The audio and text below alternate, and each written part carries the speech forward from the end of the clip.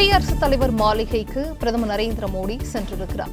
பிரதமர் மோடியுடன் மத்திய அமைச்சர்கள் அமித் ஷா, ராஜ்நாத் சிங் உள்ளிட்டோரும் உடன் சென்றிருக்கிறார்கள். அமைச்சரவையின் ராஜினாமா கடிதத்தை அளிக்கும் பிரதமர் மோடி மீண்டும் ஆட்சி அமைக்க உரிமை கோருவார் என்ற தகவலும் கிடைக்கப்பெற்றிருக்கிறது.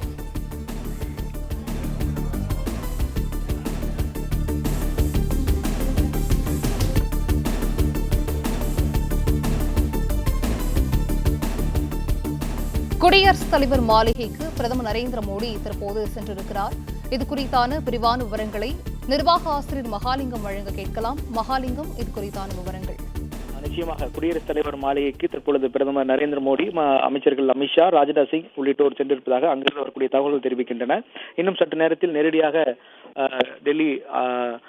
டெல்லி குடியரசுத் தலைவர் மாளிகையில் குடியரசுத் தலைவர் திரௌபதி முர்முவை நேரில் சந்தித்து ஆட்சி கோர, உரிமை கோர இருக்கிறார்கள் என்ற தகவலும் தற்பொழுது சொல்லப்பட்டிருக்கிறது.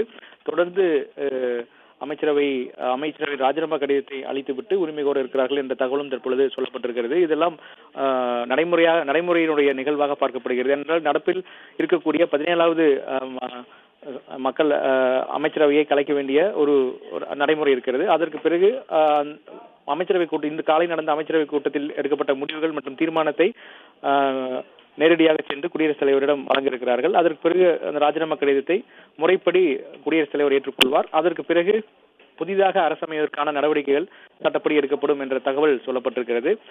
அதன் அடிப்படையில் தான் தற்பொழுது ஜூன் 8ஆம் தேதி மாலை மீண்டும் மோடி பிரதமராக பதவியேற்கிறார் என்ற தகவல் தற்பொழுது சொல்லப்பட்டிருக்கிறது. குடியரசுத் தலைவர் திரௌபதி முர்முவை சந்தித்து தற்பொழுது அது சம்பந்தமான முக்கியமான கோப்புகளை கொடுக்க இருக்கிறார் என்ற தகவலும் அங்கிருந்து வரக்கூடிய தகவல் நமக்கு தெரிவிக்கின்றன.